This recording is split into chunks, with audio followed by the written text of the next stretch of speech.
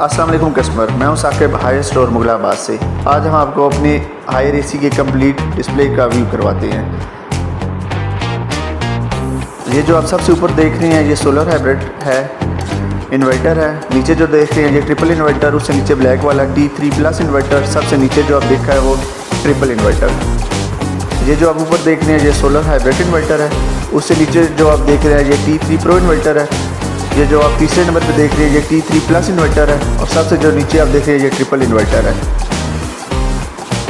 ये ब्लैक वाला जो आप देख रहे हैं ये सोलर हाइब्रिड इन्वर्टर है, उससे नीचे जो आप देख रहे हैं ये T3 प्रो इन्वर्टर है।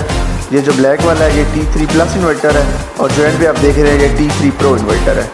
ये जो आप देख रहे हैं ये 2 टन की कैबिनेट है, ये हीट एंड कूल मॉडल होता है।